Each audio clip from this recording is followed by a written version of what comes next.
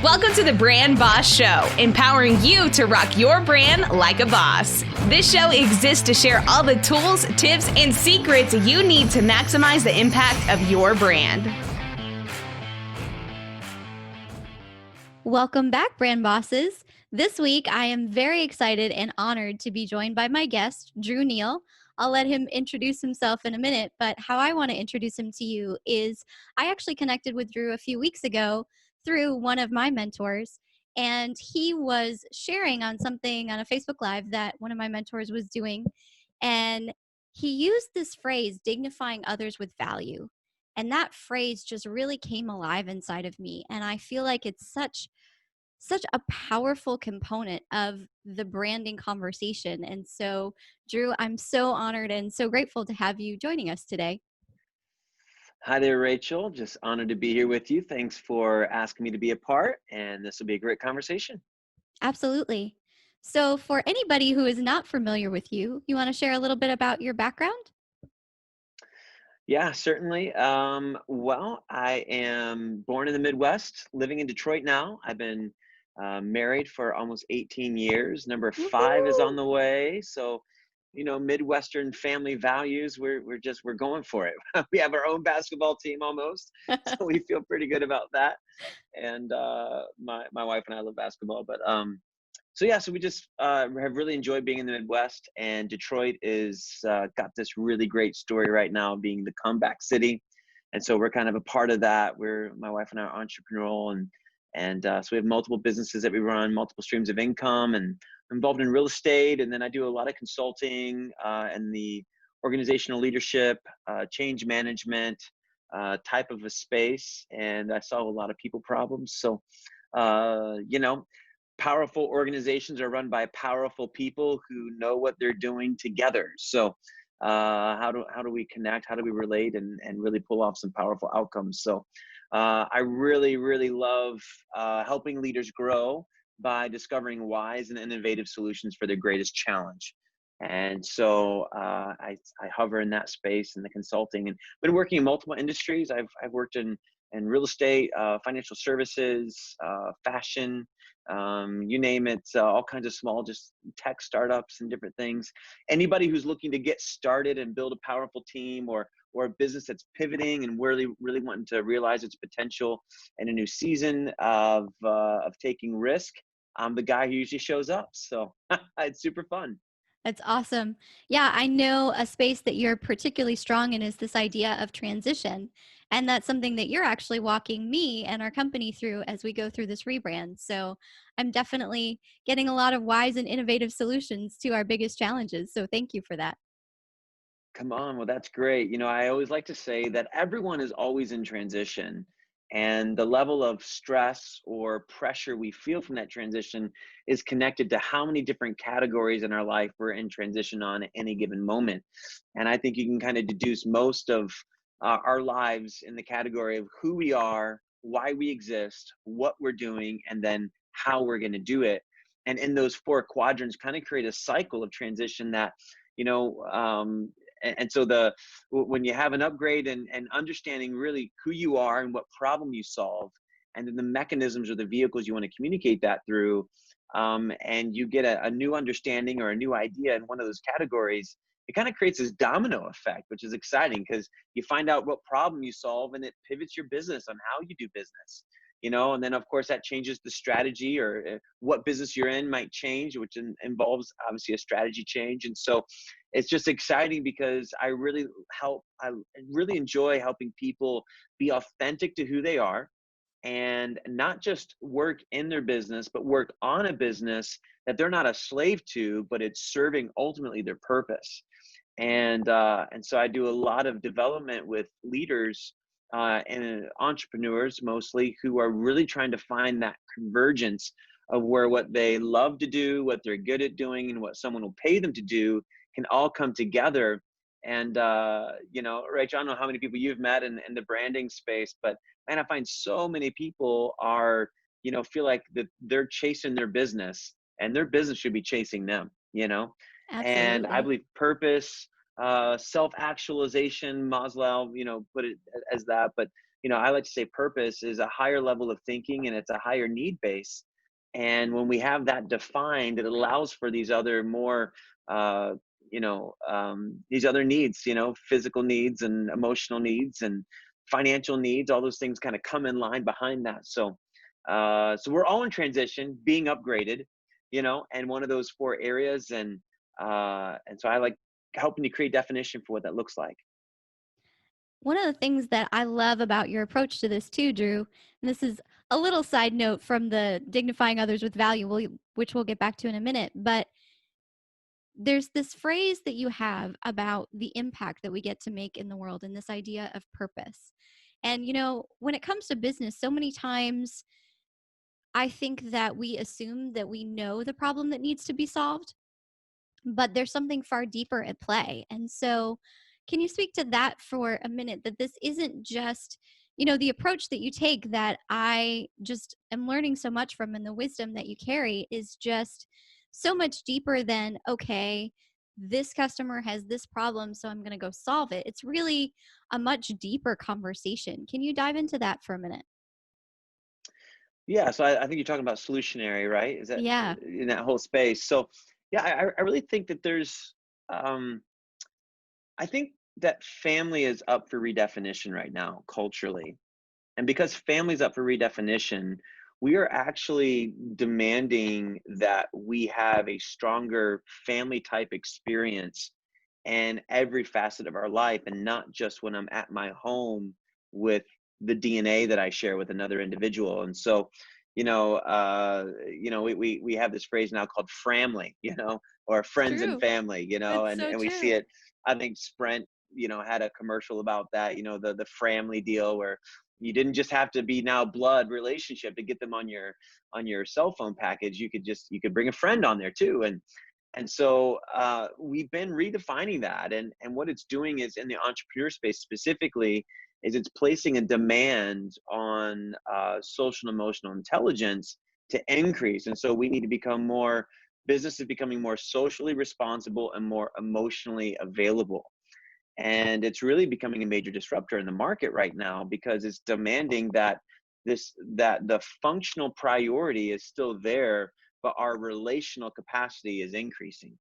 And so as it's doing that, it's really opening up for this conversation of really even what you led with, which is dignifying other people with value.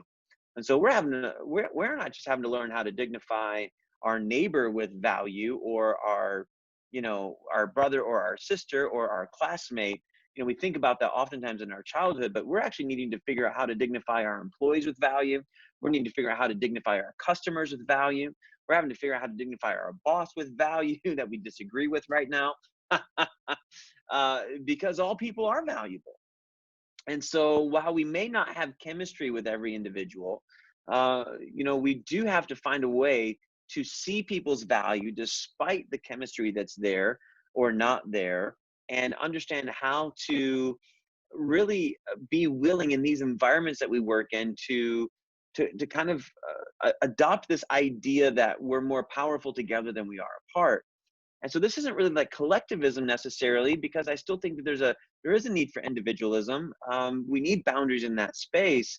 But I think what it says is I'm willing to first believe that you're valuable, and I'm willing to invest in the fact as a default position that you're valuable, and there's something inside of you that I don't know and have not yet discovered, that I can discover, that will become a greater benefit to this relationship, how it's defined, whether it's romantic, platonic, employer, employee, client, customer, service provider, whatever it is. There's the world's demanding this because we're becoming more emotionally intelligent. And so as we're doing that, it's coming into the business space. And so I kind of like to say this, that we need to adopt people groups. And I think I know this is maybe weird for some people listening, because oftentimes we're not talking about, adoption, if you will, in when it comes to entrepreneurism. But, one of the powerful things about adoption when a family does it is it says, person that was not provided for will now be provided for and has security in it. And I think right now, the bounce back to kind of the corporate agenda and climbing the corporate ladder, and there's a bounce back to that, but yet people still want the emotional security. They just don't feel the need to be a slave to find financial security. And so the whole idea of corporate America was birthed out of someone who had really good administrative skills showed up and saw a guy who made the wheels of a wagon, and a guy who made the bed of a wagon, and the guy who made the reins for the horse to pull the wagon, and the guy who made the bench for the wagon didn't all understand how to work together. And one person showed up and said, hey, I'm going to go sell wagons, and I'm going to help you guys all communicate, and then I'm just going to pay you a lump sum of money, and then I'm going to go make all the profits off of this, and you're going to have security, and then I'm going to have profit if I do my job well. And so this created, at a time when people are pioneering and growing and America was exploding, and people wanted that security because of the highs and lows of being a pioneer, where we're very taxing on families in different situations. And so this idea of corporate America, obviously it's, post wagons as well, whatever, but it's just the easy thing to kind of connect to. And so people are rejecting now this idea that they have to have a facilitator in everything that they do that pulls so much profit out of their hard skill ability. But people do want the emotional security. People are looking for more emotional security because we're finding it less in the day-to-days, right? Because now we don't talk to our neighbor next door to us. Now we don't always maybe see family as much as we used to, because now we can live all over the country and we can just FaceTime and we can do all these different things. Like people, I grew up in the Midwest, and people in the Midwest oftentimes have just stayed in the Midwest, they married the person that they went to high school with in the Midwest, and now they work in the town that the idea previously was that your life was fulfilled in the area where you were born. And so as that's opened up, and now we can live internationally, we can work remotely, and we can work on a beach, and we can work on wherever, all of this redefinition has opened up the capacity for us to say, hey, what does it look like to have emotional connection, real authentic connection with people in every space that I'm working in? And in the business space specifically, I think this idea of almost like adoption, is real, because it's when you're hiring people on, it's way more expensive to retrain somebody else, So true. to replace that job. And so either we can work this thing out, or I can count the cost to retrain someone else. And so we're realizing that human capital investment is a worthy investment, because in the long run, it pays off for the business, rather than just dumping staff and then trying to replace them. And so we're seeing that there's data to prove that loyalty goes a long way for both parties. And so how do we maintain this relationship? And I know that kind of gets weird. It's a blurry line right now, right, Rachel? I mean, like, to talk about adoption or family in the business space can be really, really edgy. But yet I think we're kind of already doing it. We just call it something different. It's It's true. called HR. Yeah, no, it's true. And And so we even are, this idea of finding your tribe and all that kind of stuff that you hear and see all over social media.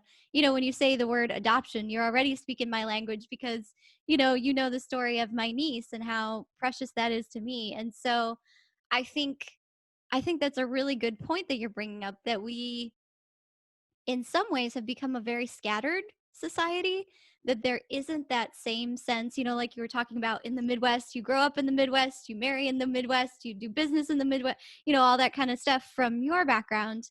That I think that's just not so much how it is now. And so I right. love how you're bringing up that what we are experiencing as a society is impacting the way that we do business, the way that we look at business, the way that we look at being part of a business if we're working for a company, the way that we look at treating our team, if we are business owners with employees. It's so interesting. I think so many times we compartmentalize those things in our minds, but there's really no compartmentalization.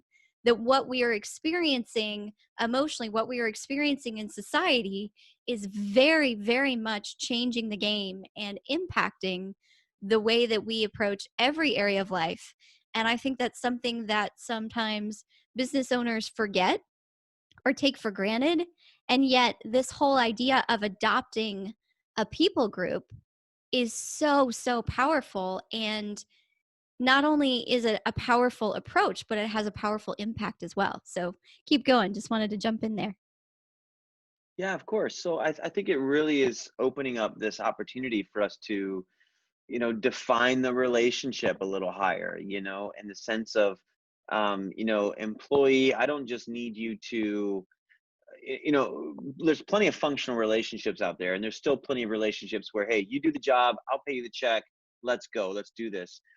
But there is a redefinition happening, and it's a tidal wave that's coming where people are actually wanting to work with people that they would be willing to vacation with.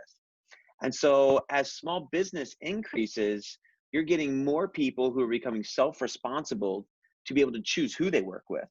And so we're getting out of this mass corporatism and into small business proliferation. And really, we're on the cutting edge of an entrepreneurial wave like we've never seen before. Artificial intelligence, automation, the technology that's coming in the next 5 years alone is about to blow our minds away. It's about to change the game in ways like we've never seen before. And it's essentially going to it's going to put everyone into their own business. And it's the business of me. And so, what's exciting is automation is going to make the markets accessible for the person who was never trained on how to have a portfolio. It's going to make investment opportunities for like venture capital. Automation is going to vet business plans and tell us whether or not this is good and the risk that's there. Micro investing is about to proliferate at the next level. The business of me is probably about to be more profitable than the business of my hard skill. Wow. Which is very interesting because this is about, people think that artificial intelligence is going to be a category, and it's all of a sudden, it's going to be like a new industry. Well, it is going to be an industry because people will be developing the tech, but there's going to be a tech assimilation or integration where automation is going to be part of everything that we do. I mean, artificial intelligence is going to be involved in construction of homes. Artificial Wow. intelligence is going to be involved in, we already think about the delivery of food and delivery of goods, and Amazon and Uber are opening up that conversation. But even just, we wouldn't have thought about that not so long ago, that automation or artificial intelligence would be delivering our dinner for us. Yeah, and so it's going to be that way in every facet of our lives, everything that we do. What's artificial intelligence going to look like to walk our dog for us? What's happening Wow. when a drone is walking your dog around the neighborhood for you? I mean, Wow. it's coming at scale. And so, as hard skill is replaced by automation, we're going to get into the business of purpose. We're going to get into the business of dignifying others. Our greatest job is going to be emotional intelligence, because we're going to have computers that can do everything else. We're going to make money anyways, I'll end up rabbit trailing if we get into the technology conversation of all of it. But, ultimately, we are about to get into a whole new economy of what actually pushes things forward. And it's going to get further away from, did I make a sale? And it's going to get closer to, did I make this person feel important? And did I do it authentically? And in that place is where there's going to be link and connection and network, where we all begin to do business together in every facet of our life, because of algorithms will decide where and when that should begin to happen. And so we're going to begin to cluster in really unique ways that through an authentic connection point, it's going to proliferate business at every level that we do business, because the numbers are just going to make sense or they're not going to make sense. And however I've established my profile will define how our profiles interact and begin to do business after we've had an authentic connection. Wow. Um, it's about to be really radical. I don't mean to get off on the space age there with you, but I think, what I'm doing with my business and Solutionary Ventures is I'm wanting to get ahead of the curve on the idea of just business as usual and just, whatever, investing in good ideas. I actually want to invest in good people. And I think the profitability in people is about to elevate into a higher scenario than the profitability of a product. And because we can't duplicate authenticity, but we can duplicate hard skill. And so there's just some things in here that I think are really exciting. And so ultimately, I think adopting a people group, dignifying them with insurmountable value, and then accepting responsibility to solve their problems is a pretty powerful recipe. for how we're all going to make money here in the future. So I love that. Yeah, just that statement, that our purpose is adopting a people group and then dignifying them with value by solving their problems. Did I say that correctly? yeah, yeah, very much That's so. I love that because I feel like that's an approach to this whole concept. We've all heard in business, like, okay, what problem do you solve for the people you serve? And that's great. But taking this next step of adopting this people group, and this people group being whomever it is that you serve with your purpose, whomever your purpose serves, right? So it's such a deep conversation, so much more than, okay, this person over here needs to, I don't know, I'm going to use a ridiculous example, but this person over here has a tomato, they need to chop the tomato, I'm going to give them a knife, like, which I feel like is a lot of the way that not only the business thinking has been up until now, but even the marketing, thinking has been up till now, the branding thinking has been up till now. And so this approach makes it no longer all about me, but it's what value, how can I dignify you with value as a people group that I've adopted? I, I mentioned before my niece, like adoption is such a powerful word, you know, it's like my niece is my family. She's just as much my family as anybody who was born in our bloodline would be, And so this idea of when we adopt a people group and then we dignify them with value by solving their problem, then it's not just, I can do this thing over here and I think that might solve your problem. It's a much deeper, much more powerful, much more, I'm going to use the word holistic. I don't even think that's quite the right word, but much more permanent, much more meaningful. I guess that's the word, much more meaningful approach to, okay, so it's not even just this is what I do, but it's this is who I Hmm. am. And this is how who I Yeah. am can provide solutions. I love that word that you use, solutionary.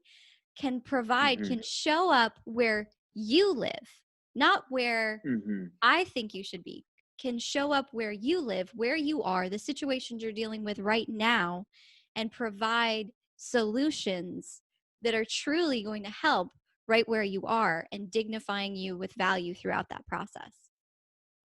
Yeah, so I think it's a convergence of intelligence is probably a good way to maybe put it, because it's demanding that my, financial intelligence, my, emotional intelligence, my social intelligence, artificial intelligence, it's a convergence of these spaces, and of where we're wanting to make decisions not based on just can I make money, but is this, is something viable, is something stable, is something scalable, is something reliable, is something sustainable.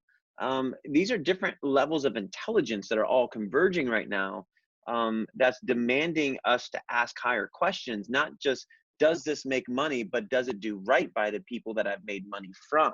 I think people are going to go to the place where they find immense value.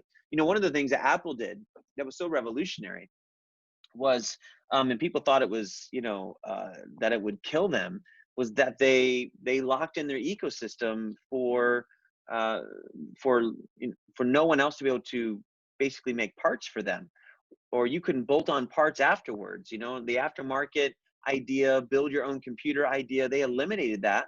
And they also eliminated software integration. So no software could be installed on a Mac unless it was, kind of approved by them. And what they did is they made, the thing that they crushed Windows on was that all of a sudden all of their applications integrated and worked together. You could drag and drop things like we had never seen before on a machine. And all of a sudden making music got easy, and all of a sudden editing photos got easier, and all of a sudden all these things that were a bit more complicated got easier because of integration. And what it did is it said that the common person can now be an artist. you know Wow. Apple really dignified the artist with value. That's really it said that music is valuable. Now, while it disrupted record sales, ultimately Apple turned the whole world into artists. I mean, it's profound. The movement they've instigated, and so so as they've dignified people with value and given a tool that allows for their creativity to not be inhibited, people can create on the fly right now in the moment. They can do things, and it's remarkable. And Apple was the first group of people to believe that that could be possible, and execute it. And so and yet they had a message of think different, right? In the Yeah. 1980s, I love that ad campaign.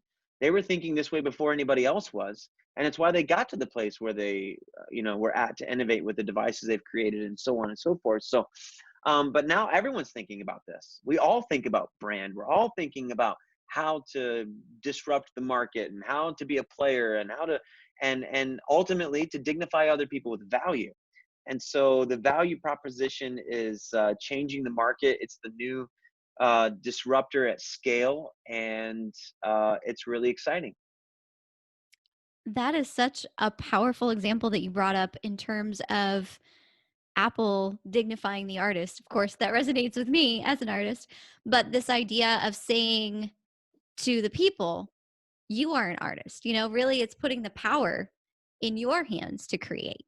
There's so much in that I want to dig into, but I want to get back to this idea of dignifying others with value, because there are so many ways, just, like you were talking about with Apple, there's so many ways that power has really been given back to business owners in a way that it was not accessible before. And so whether it's, the creative tools or, any of those kind of things, all of these things that play into your brand to create, what I know you and I have been talking about is this overall experience, and that experience of the authenticity of who your company is that's going to resonate with that people group that you adopt to dignify with value. So, Drew, what are some of the ways that a business owner, an entrepreneur can dignify others with value? I know you and I have talked a lot about that and we've kind of touched on that in here, but what are some, love looks like something. So, what does it look like for a business owner, for an entrepreneur to dignify others with value? And then what is, or I should say, what are some of the impacts that that can have on their client interactions, on their business in general, on their business growth, on their brand, on that brand experience? Yeah, well, I think self-awareness is the first thing. It's funny because we're saying dignify others with value, but you're only going to be able to dignify others with value according to how valuable you perceive yourself. And so you can't give something away that you don't already first have. And so our ability to increase the emotional and social intelligence of our companies is directly correlated to the emotional and social intelligence of the founder and the leaders and the people that are really representing the company to other people. And so I think it really starts with understanding, I like the word purpose, and understanding that there's, the two most important days in your life are the day that you're born and the day you know why, right? If you don't understand what problem your business solves, you've already got a problem. Yeah. But I think to be ahead of the curve, culturally and in the market right now, we're not just wanting to make a product that solves a problem. Everyone's wanting to create a movement. Everyone's wanting to relate with the tribe. I think the box fitness, um, what are they calling these things? All the CrossFit, there we go. Yeah. Yeah. CrossFit Yeah. is a phenomenon that is really about a tribe. Mhm. And so it's dignifying that everyone can be this super fit, crazy, insane person. And what it's requiring is a massive investment from trainers and people, and the rates of gym costs have gone up in the space. CrossFit has demanded that $150, $200 rate per month membership. But the reason people are doing it is because, first of all, I think they're finding a community out of it.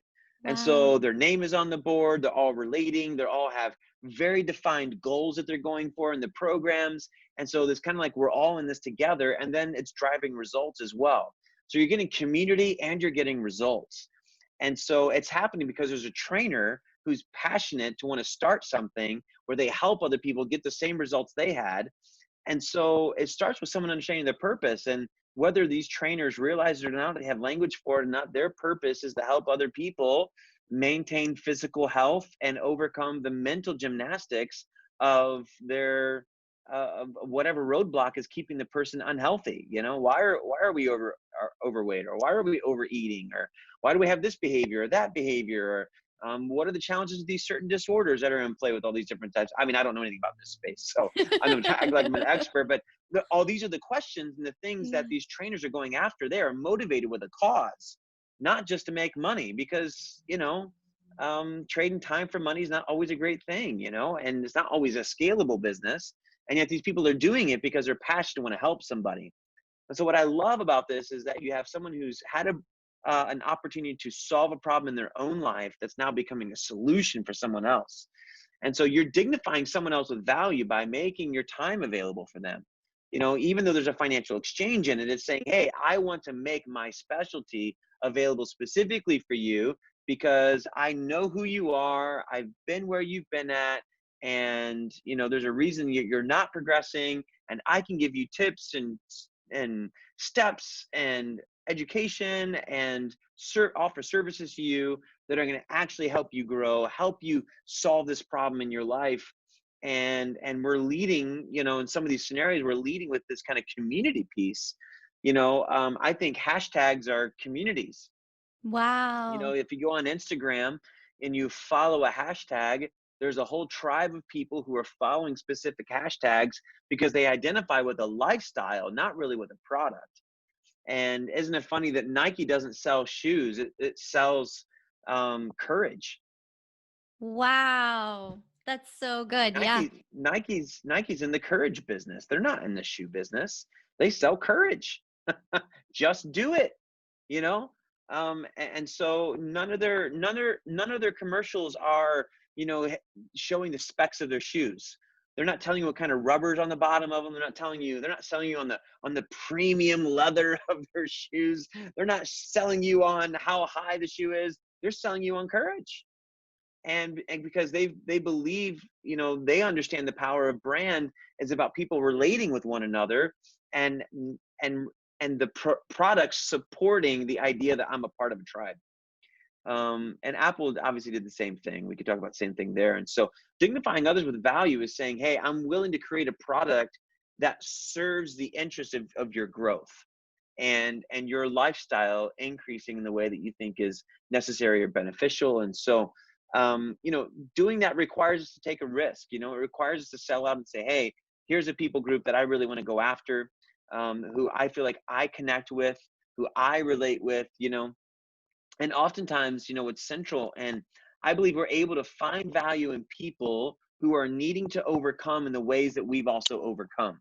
Yeah. And so many people don't really think about this, but oftentimes you find that people often perform the best in the business space when they are solving a problem that's relative to something that relative to a problem they needed to solve earlier in their story somewhere. Yeah. And we don't realize subconsciously that we're drawn to want to help people in the way that we needed to be helped earlier seasons of our lives. And so it takes a risk, to dignify others with value. And so we got to be willing to take a risk. It requires us to be uncomfortable sometimes, and we got to be willing to be uncomfortable because it requires us to put our story out there. You want to talk Mm. about the power of a brand? It's telling your story. One of the reasons why brands fail or don't execute is because people don't understand how to tell their story and to True. do it authentically, and the reason they don't know how is actually, it's not that they don't know how, actually, it's that they don't want to, because it requires them to be too vulnerable. The authenticity to execute requires them to tell the whole story, and we have people like Gary Vaynerchuk right now, who's such a disruptor in this space, who right now he's selling happiness. He's not selling Wow. venture capital. He's not selling investments. He's selling happiness. And it's come at the cost of him having to overwhelm the market with hoodie life, Hmm. right? I'm going to show up and I'm going to talk the way that a New Jersey guy talks. And I'm going to show up and I'm going to dress the way that I want to dress. And I'm going to overwhelm the market with authenticity and happiness and say that that's more important than me talking the way you want me to talk and wearing the thing that you want me to wear. And so it required him to be uncomfortable. I mean, I've actually seen some of his videos where he's showing to a speaking gig and they're like, do you have a jacket you can put on? And he's like, no, I kind of was talking t-shirts and jeans. That's kind of who I am, you know? And they're like, well, we kind of need you to be more like corporate or whatever. And he has to reject the framework there because Wow. it's inauthentic to who he is and it's inauthentic into who he wants to reach. And so he's had to sell out for that and to be uncomfortable. You know, and in that same idea, you know, he's had to sell out for the impossible. If anybody would have said 5 years ago that happiness is going to be the new central value for an entrepreneur, people would have laughed at you. You know, work-life balance, that could be plausible and profitable at the same time. Like, what are you talking about? You know, and so we've had all these kind of big mountains that were created by corporate America that we're starting to, or that they're starting to erode as we elevate the people of value over, or elevate the value of people over the value of function. And Mm. so it's very interesting. And so we're engaging. And so number one, you got to take a risk. Number two, you got to be uncomfortable. Number three, you probably got to do something that seems impossible. And number four, you know, you have to like overcome the fear of failure. You know, we have to realize that we have to learn how to do these things. You have to learn how to grow in your social and emotional intelligence. It doesn't just happen.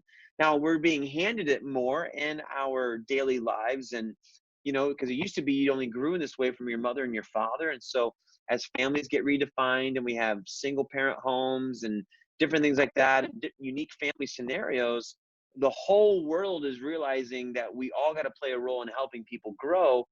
And so, but in the midst of that, we can't be scared to fail. And so, it requires us to take that risk and then not be afraid if we fail to do it again, right? And so this also, number five, requires a level of focus. You Mm. know, there's a little bit of FOMO is out there, right? And so if you have the fear of missing out, then you won't hyper target. You won't identify that avatar, that person that you want to adopt, or that person who has a problem you know you can solve. And because we're gonna like, well, what if this other opportunity comes over here? And it really requires a level of focus to dignify people with value, and which is really important. And then, you know, number six would be just that the fact that we actually have to learn how to make real connection with people, and beyond the psychology of it all, beyond the 1, 2, 3 step of it all, but actually make authentic connection with people, which is going to require an investment of our time. And you're never going to really be able to invest in people and dignify them with value if you're not also willing to dignify them with time. And while I realize that's the greatest commodity that we have, you know, when you get access to someone's time, especially those who are less available, it does dignify you with great value. We all want to be around the person who's less available. It's That's the real. person we take the photo with, right? That's the person who makes the gram. That's the person that, you know, gets on that feed and we're like, hey, look who I got time with, who is less available. And so dignifying people with value is really about making our time available for them. And so we don't have time for everybody. That's why we need to focus so then we can know who to give our time to, right? And so one of the things that I have is, you know, I work with leaders, and influencers, entrepreneurs, CEOs, people of impact, decision makers. And one of the things that is a prerequisite for me to work in the consulting space organizationally with them is that I need to be able to uh, help them solve one of their greatest problems. So I'm not really showing up to help you just kind of get through your day or to get through the next week. We need one of your greatest challenges needs to be on the table, because I am designed to help people discover wise and innovative solutions for their greatest challenge. And so if we're not interacting with their greatest challenge, this is not a people group that I really want to be, you know, working with in that moment. And so, and so I have a boundary on my time because I have the focus of saying, hey, not only just have a people group, but I also need to be working specifically with a type of problem that they have. And so it is, and it really helps me create clarity on what it means to work with individuals. And so, so I think those six things really would help people to learn how to take these steps of taking the risk, walking uncomfortably, believing in the impossible, not being afraid to fail, increasing your focus, and really making authentic connection through time, are 6 powerful things people can do to begin to dignify others with value. So That's awesome. Thank you. Make sure you go back, listen to those, and take some notes because that was some gold right there. Well, Drew, thank you so much, speaking of time, for making your time available for us, for the brand bosses today. Is there you are welcome. is there anything else in this conversation? My goodness, we've touched on a lot of things. And any of the things that we've talked about, is there anything that you want to share, one more kind of nugget with all of our brand bosses here before we close? Yeah, so, a slogan I kind of live my life by is I'm not a problem, I'm a solution. And I think if we're really going to solve problems in the world, if we're really going to dignify people with value, we first of all have to not see ourselves as a roadblock, but to see ourselves as a conduit. And there is purpose that wants to move through my life into the organizations that I lead, into the businesses I lead, into the client interactions that I have, that allows me to really be a solution. And becoming service oriented will really just grow businesses, tremendously. And so, um, getting out of a fixed mentality and into that growth mentality of saying, "Hey, I'm able to become a solution, even if I don't know how to solve a problem. I can learn how." That growth mindset is so powerful, and so I just encourage everyone to adopt a growth mentality. I'm not a problem. I'm a solution, and watch what's possible when you begin to do that. So, and if people, if they want to do some coaching, if they want to grow in some of this space, they can find me at drewneal.com. I do personal coaching and I also do organizational consulting. And so there's ways to kind of find out about both of those at drewneal.com. Perfect. Thank you for that. I was going to ask how people could connect with you. So thank you for sharing. Well, Drew, thank you so, so much for your time today. Thank you for all of the wisdom that you dropped. We went into a whole lot, from technology to branding to dignifying others with value to being a solutionary. I think we had a lot of powerful conversations all in this one conversation. So just thank you for being here. Thank you for all the wisdom that you shared. I appreciate you. I appreciate the things that I'm gleaning from, the things that my business is definitely gleaning from, and the transitions that you're helping us walk through. Come on, Rachel. Well, thanks so much for having me. And I hope that people were provoked as they're listening to this. And yeah, I hope it adds value. I'm sure it will. Well, as we always say, speaking of value, I hope you found great value in today's episode. If you did, please rate, review, subscribe, and share with your friends. I want to equip as many as possible, and I know Drew does too, to go rock your brand like a boss. We'll catch you on the next episode. Keep rocking, brand bosses.